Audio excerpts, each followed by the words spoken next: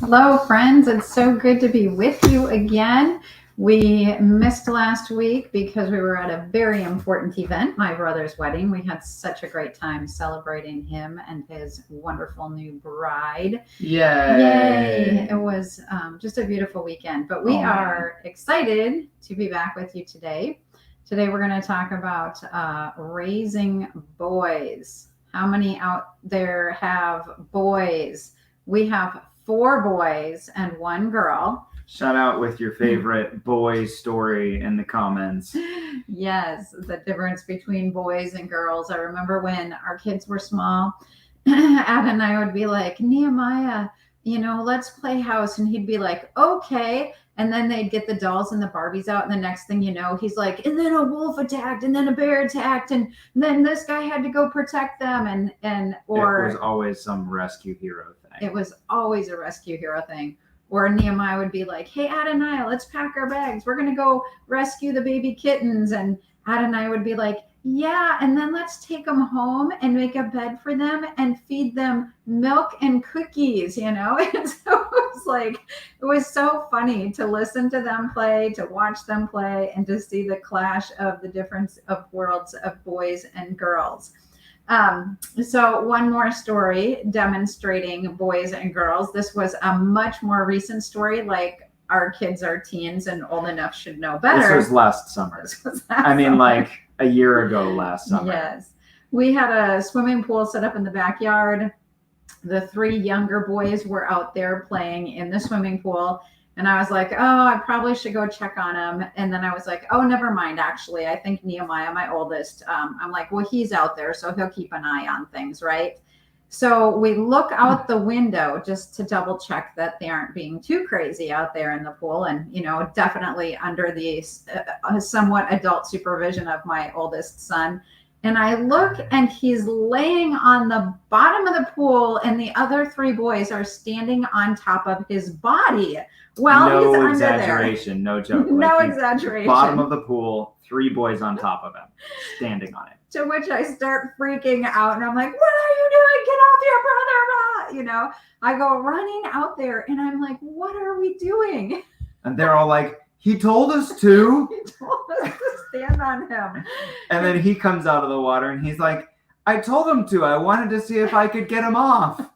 Right? He's like, I'm big enough that if you stand on me while I'm under the water, like all three of you, I'm pretty sure I can stand up and get you all off. And I'm like, what if you couldn't? What safety signal did you have that you were struggling so that they would know to get off of you?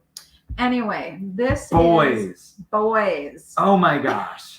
Testosterone risk. Oh, I don't know. I'm like, I'm getting gray hair because I have four boys. In fact, it's funny. Sometimes I think one of them like jumped off the stairs and kind of stumbled down the last two, like, because they didn't get far enough. And they're like, Mom, how many gray hairs did you get from that? Like, they literally think it's funny to give me gray hairs by their crazy risk-taking behavior.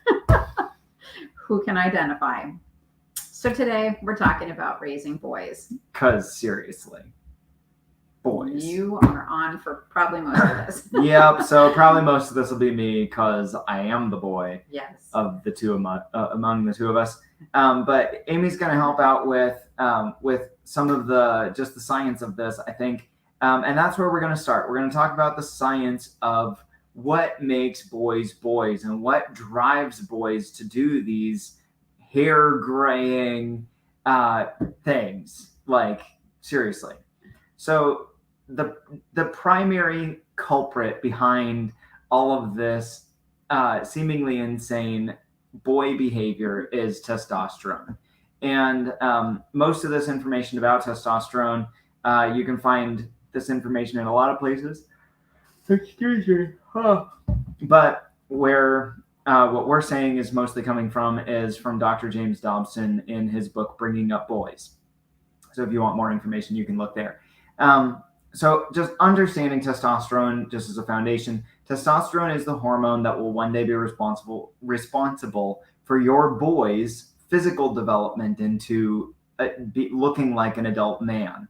The bigger frame, the bigger muscles. Testosterone is the reason why women who spend a lot of time weightlifting will never get as big as men who spend a lot of time weightlifting.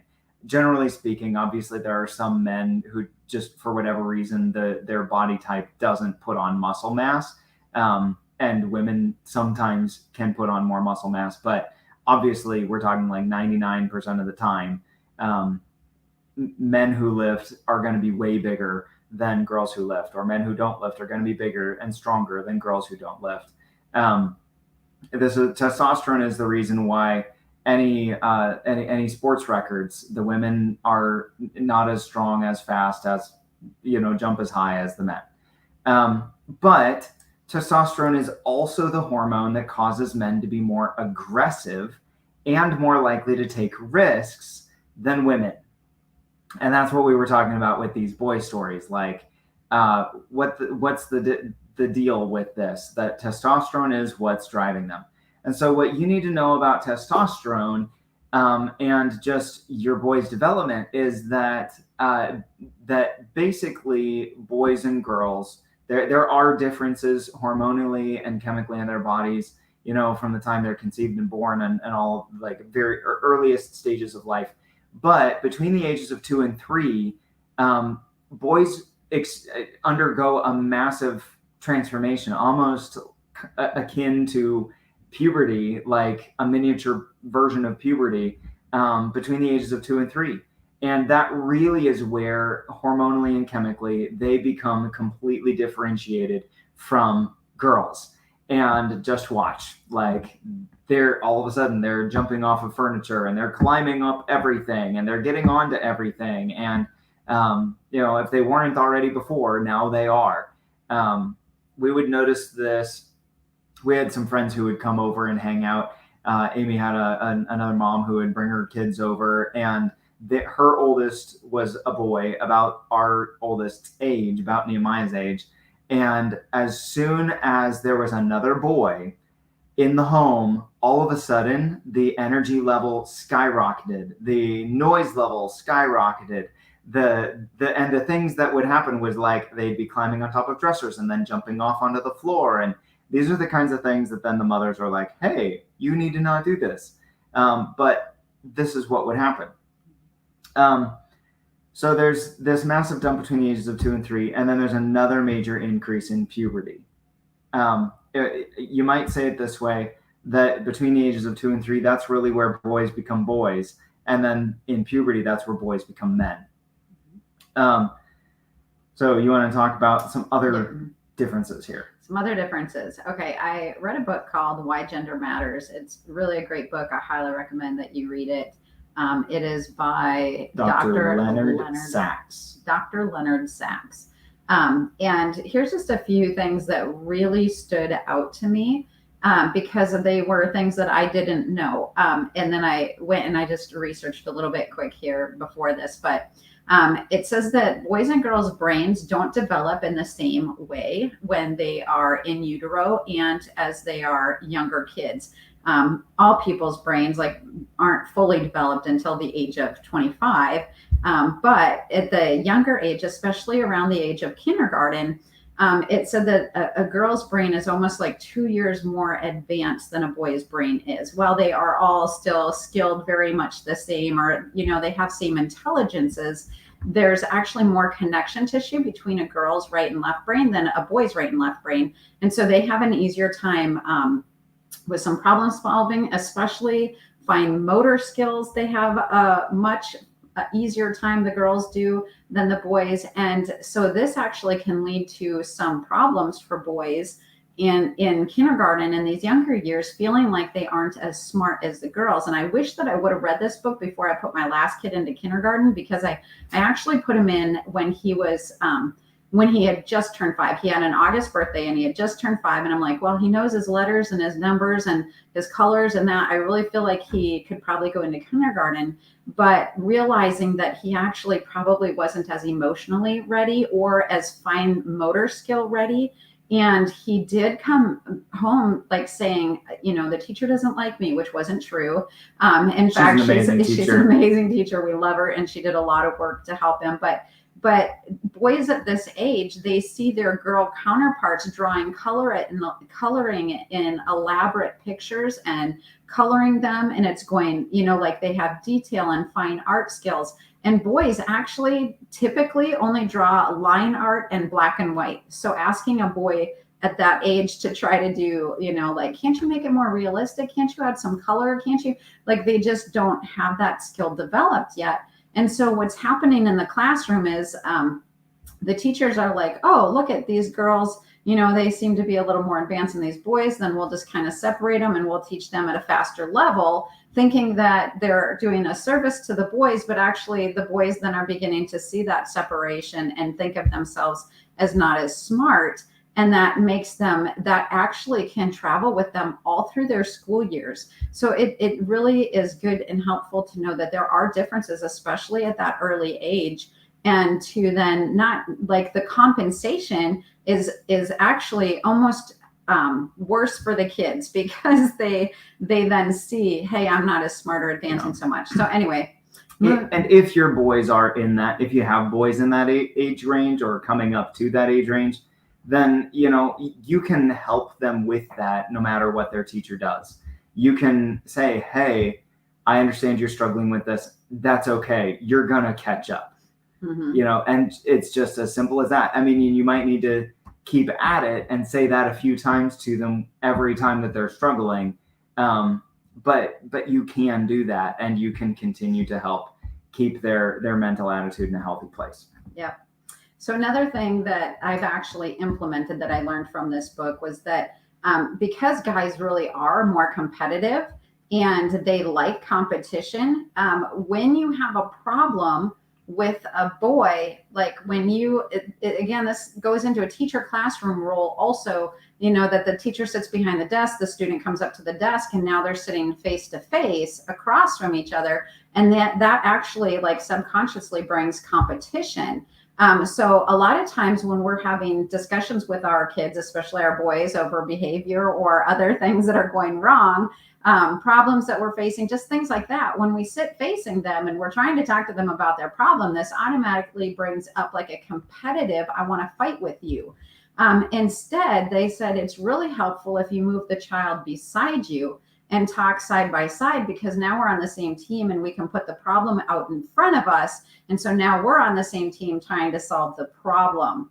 And I had really great success with this with one child that I was really struggling with on a number of things. And I finally was like, you know what, come sit beside me. Hey, I'm not against you. I don't have any problem with you. You and I are on the same team, but here's the problem. Let's face this together and see how we can solve this.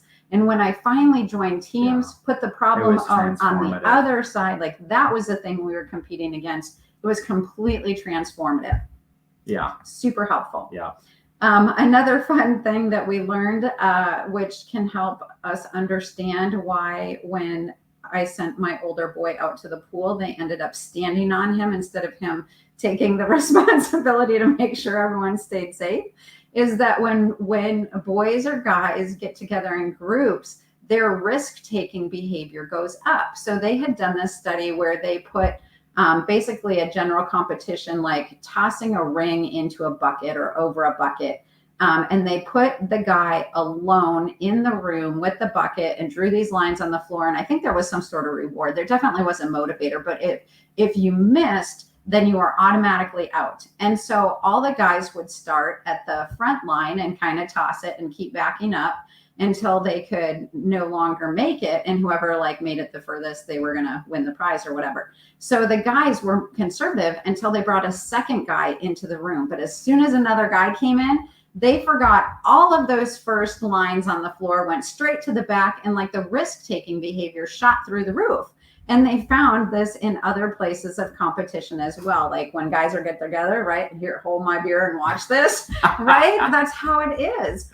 What they found with girls is that when other girls came into the room, they ended up being a cheering squad and a encouragement and no risk-taking behaviors. It became collaborative instead of competitive. Like, you can do it. You can get it from there, where the guys were just, throwing smack. So Yes. Very funny. But understanding then when you are going to send a bunch of guys out to do something, might need to talk about some of those risks and keeping their head in the middle of that. Just because there's more boys doesn't mean we need to compete. Yeah. Another interesting one. This is from the book that I just want to cover this. I think this affected me more than you. Was learning that boys and girls actually have a difference in both their hearing ability and their smelling. That girls hear and smell stronger. They have a stronger sense of hearing and a stronger sense of smell than males do. And so one of the places that this can tend to affect boys is if you have a boy in a classroom and your teacher comes to you and says that your boy is being disruptive in class or is not paying attention or things like that, it's actually worth asking instead of if the teacher's saying, hey, I think your son might have ADHD or ADD or might need to get some medication or whatever. And that was actually where this author came into this, was because he has a doctorate both in counseling and in medical practice, 2 doctorates, smart guy. He started noticing that it wasn't ever the girls being brought in for ADHD or for getting medical something to help them pay attention in class. It was only the boys. And he started asking questions to try to get to the bottom of it, and realizing that a lot of times the boys who were being brought in had been seated at the back of the class, and their teachers were predominantly female. And so these female teachers are speaking loud enough that they think they can be heard throughout the room. But for the boys, they're sitting in the back and they're having a hard time hearing their teacher. So they get bored. And what do bored boys do? They start being disruptive, right? And so in most cases, just simply moving the boy to the front or the middle of the class, changing the seat that they had in the room, made all the difference that was needed. And for me, it made a difference when I would be needing to address something in our daughter's behavior or choices she was making or things like that. I had to lower my voice much more than when I talked to my boys, because she felt like I was yelling at her, and I'm like, I feel like I can barely hear myself. But knowing that her sense of hearing is genuinely stronger than mine, most likely, it actually helped me honor what she was saying and actually listen to what she was saying instead of just blowing her off as being oversensitive. So anyway, just there actually are differences, and we barely scratched the surface of what that book talks about. So highly recommend. It's not a Christian resource, but it's a very, very helpful scientific resource, especially in a day and age when people are trying to tell you you can be whatever gender you want to be. And there's actually differences between genders, and they matter. Why gender matters. Anyway, so the bottom line is there really are significant differences between boys and girls, even from very young ages. And it's important to understand these differences because it will help us to understand some of what's boiling inside our boys and driving behaviors that we then have to help shape. So, how do we respond to these differences? Well, as I look around us, I see kind of 3 different responses. Option number 1, we can let boys be boys. Just let them run wild. And hey, let them be aggressive and hit when they don't like something, or let them destroy things when they're angry, or even just for fun. Woohoo! Who doesn't like some good destruction? One of our boys' favorite YouTube channels is called How Ridiculous. And it's pretty much like, hey, let's shoot stuff, let's drop stuff, let's find creative ways to break stuff and then watch it in slow motion. And our boys love this kind of stuff. So do I. Yeah, and it's why they have millions of followers, because right? Guys like that kind of guys thing. like that kind of thing. I wonder what percentage of their viewership is male, right? So let's destroy things just for fun. Or let them sleep around with anyone they want to without any consequences, like, hey, just change the sheets when you're done, like, for real. I say that because I know I had plenty of friends in high school whose like my girlfriend's mom is the coolest. No. That's not good. And so, that kind of leads to option 2, which is to neuter boys, not literally, but like to basically emasculate them, or to villainize them, or to effeminize them. And basically, all of those are generally a response to the hurt and damage caused by option number 1. And generally, what this option means is to make boys more like girls. It's like, hey, girls are smart, girls are compassionate, girls are collaborative, girls aren't destructive or aggressive. I mean, hey, when was the last time you saw a woman start a war, right? Like, true story though. Wouldn't everyone just be better off if men were more like women? And so let's just make men more like women. Let's just effeminize them. Let's break down the differences between gender. Let's tell men not to be men. Let's medicate them when they're being rambunctious. Let's just chemically counteract their their natural hormones drive them towards. Let's just make it not okay for men to be men. Well, I'm going to propose that we actually need masculinity in the world, that God knew what he was doing when he created 2 genders. We'll get more onto that in a little bit, but we're proposing that we actually need men to be men. And that actually is option 3, is we raise men, not just adult males. We raise men, because I think all of us know boys who never grew up, but they're grown-ups.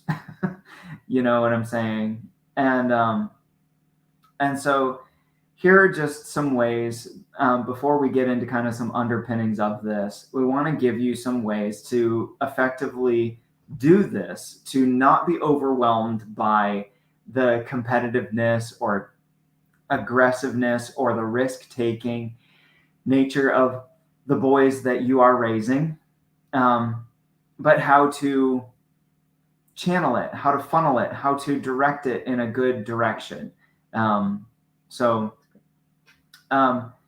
First of all, just understand this is in a boy's nature. It is that's why we started off with just saying, hey, this actually is the chemical hormonal science of every single male in the history of the world. Right. So you're not gonna change this without doing something damaging to your child. It is in a boy's nature. It always will be in their nature. It's kind of funny. One day, we had some neighbors that were about my kid's age and their boy. And one day, most of the time our kids would play over there, and sometimes our kids would play over here. But their son came over, and I walked into the backyard, and the boys were literally wrestling like so hard. I almost thought they were in a real fight. And I looked around at the other kids, and I'm like, do they do this all the time? And they're like, yes, they do. I'm like, okay, then I'm just going to leave it. Sometimes it's okay for them to just do guy things and wrestle. Like, as long as no one's getting hurt, as long as it's not aggressive and turning into a fight, then go ahead and do that. But they're every single night in our house. I tell pretty you, pretty much every single night, unless they're like really tired. We send the kids up to get ready for bed, brush their teeth, and then we all come up and we sit in the hallway and have some Bible devotional time. And 9 times out of 10, we hear loud, crazy racket. There is some sort of wrestling or wild pillow fighting or just all sorts of craziness going on up there. And we're like, guys, stop wrestling. Stop fighting. Bedtime. It's bedtime. Do you know what time it is? And so, this is not that we need to tell them you are never allowed to wrestle. But what we do say is, hey, you know what? That's not appropriate behavior for right now. This is not the time for that. This isn't the time for that. We're the place. We're the place, right? But how about let's save that till later? Or, hey, let's do a different kind of competition. Like, you know what? Lay on the floor and arm wrestle. That's fine. Lay on the floor and leg wrestle. That's fine. We just See find who can do the most another. push-ups. Yep, let's have a push-up, pull-up competition. We have a pull-up bar in the room, and so we redirect that kind of really aggressive, large body movement, aggressive, and channel it into a different, quieter form of competition that is more appropriate for that time. Yeah. So the key there in all of that is establishing boundaries. Helping them recognize that this is fine for you to be aggressive, but it needs to be in the right time and the right place. And some of what defines the right time and the place is it going to actually be destructive? I remember being in college, coming back from lunch after church one Sunday with the two guys who lived in the room next to me in our dorm, and one of them jumped on the back of the other one because they're boys, and as they're kind of wrestling just in the hallway, one of them kind of tries to squish the other one up against the wall, and they had their feet in front of them, so they shoved backwards, and they ended up shoving both like their butt through the window of our floor lounge that was right across from their doorway. And it was like totally an accident, but some awareness of, hey, this is not the place for this kind of wrestling. That, are you aware of what's going on around you, of what you could damage, what you could break, just paying attention to those kinds of things and having a value for just taking care, being good stewards of our stuff, being responsible. I want to just throw a note in there too, quick. If you are a child or a family who has only one boy, it's good to have a healthy outlet for them to have these things. So whether that's getting them into some sports that allows them to compete, even in wrestling, or to wrestle them yourselves. I mean, I would wrestle my boys. In fact, I refuse to wrestle my oldest boy anymore because the last time, I think when he was 12 or 13, I beat him. But I know that he's now, 6 inches and 100 pounds heavier than I am. And so I probably can't beat him anymore, but I'm just going to let that record stand. But I would actually wrestle my boys and, make it a fun place of competition, or find them some guy friends where they can play and take some of these, bigger risk taking activities. What is that? Ninja gyms, great place. Take your kids there, set the timer. They compete against themselves, just finding the healthy outlets for that wrestling aggressive competition also. So establishing boundaries and providing an appropriate time and place for boys to let out some steam. They'll need it. It's in their nature, so manage it, don't kill it. That's the first way to respond. Second way to respond: work to be on their team so that you're working toward the same goals. Amy did a great job talking about that earlier, so I'm not going to elaborate right now. But third, give them a battle to fight. Like, this is in their nature, so give it something to aim at. Believe in them. Tell them that their aggressiveness is good when aimed in the right direction. And then tell them what that direction should be. So whether that's a cause to fight, a cause to believe in, just their faith to go after Jesus with all their heart, soul, mind, and strength, to love God, whatever those kinds of things. Like, hey, you were born to be a champion. You were born to make a difference. You were born to be aggressive. It's just finding the right thing to be aggressive about. And even if you can't fill in the blank with be aggressive about this or be aggressive in this direction, you can still say, hey, God has a purpose for that. And you go after him, he will send it to its fullest extent. Like, he will give you the place where that can have its purpose. And that will tell them that it's good to be a man, that it is okay to be a man, to be wired as a man. It will be a huge confidence builder as they become a man, and they've got something they can do with their manhood, because they're not just thinking, it's not this man shaming, how I'm wired is bad, toxic masculinity, like all of these kinds of things. Like, no, there actually is a good purpose and a good plan and a good direction for you to be exactly who you were born to be. And ultimately, that really is what this is about. Is that yes, men have started wars, but men have also risen up against oppressors to stop them.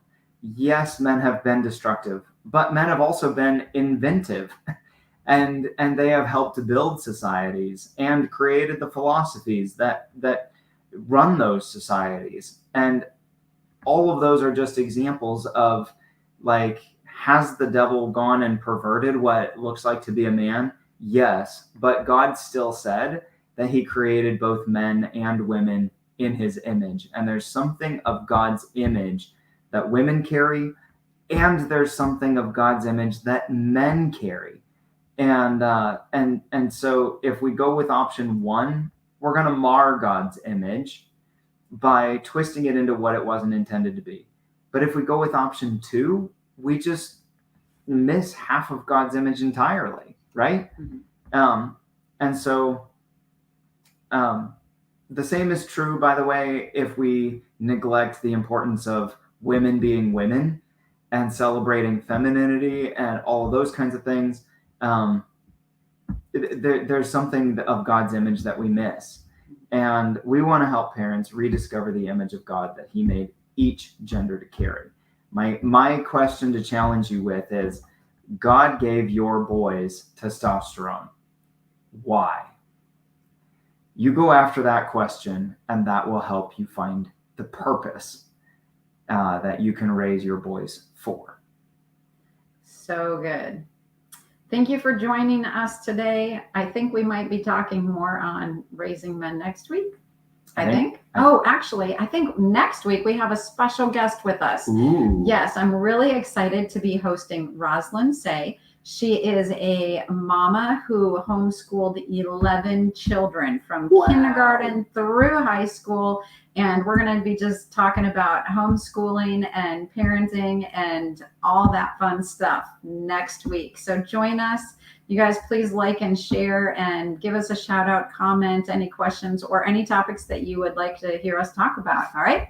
Yes. With that, you guys, we are so thankful that you joined us. God bless your week. We'll see you next Friday.